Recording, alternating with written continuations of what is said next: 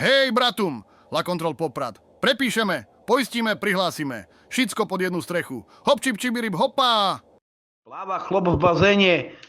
V bazéne vidí peknú ženu, jak stojí na mieste. Príde k nej a hovorí: Servus, princezna, čom tu plávaš tak sama?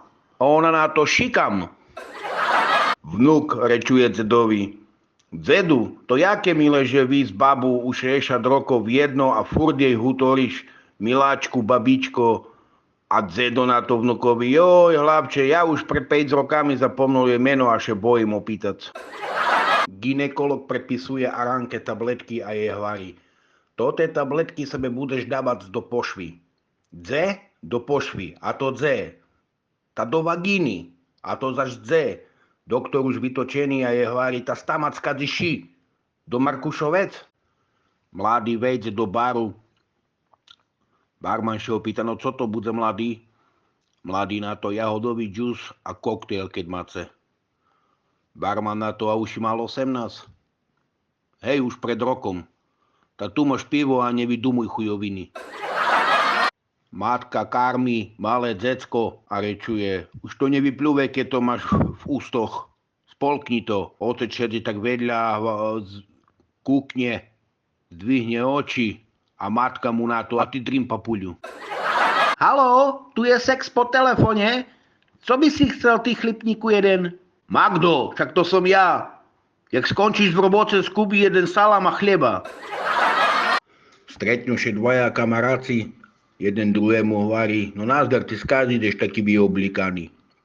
No zo Silvestra. Zo Silvestra? Teraz začiatkom júna? Ta vidíš, ešte ty me streamuj. Príde synku otcovi a mu rečuje: Tati, dostal som zo testu 2,9. Otec na to: Výborne, a co to bolo za test? Ta na alkohol, nechali sebe tvoje auto. Učiteľka v triedze hovorí decom: Dneška skúšam Nemcovu a Hviezdoslava. Ďuri vzadu šepka spolužiakovi: Šalená, však to te tu ani nehodí.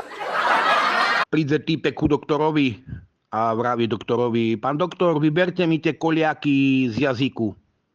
Teraz doktor na ňo kúka: Tá, coši robil? Tá, lízal som vagínu.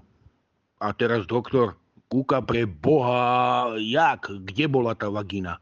Nakreslená na ploce. Nezabudnite si 14. februára vymeniť mobily s partnerom. Potom še uvidí, keľo ľudí bude zamilovaných. Otec, dostal som zo zemepisu pejcku. A coši neznal? Takže dzeše nachádza Vietnam. Táto nemôže byť zdaleko, bo do nás do roboty chodí jeden Vietnamec každý deň na bicyklu. Východňar še konečne dostane k moru, keď tu zrazu príde odliv. A východňar na to: Boha jeho, 30 roky šporím na pojebané more a oni ho dneška vypúšťajú. Pýta sa zapadňar východňara: Prečo všade používate dz? A východňar: Dze všadzi. Doktor, povedz mi pravdu, zomreš švekra? Nie. A teraz? Nie. A teraz? Nie. A prestance mi dávať penieži do kapsy. Hej, chlope, eštík nevypínaj. Chceš čuť ďalšie vtipy? Ta nezapomni dať like na toto video a odber na náš kanál, aby si bol perší, čo dostane upozornenie na nové video. Tak na zdravíčko a nezapomni, treba šebe vypiť a žiť.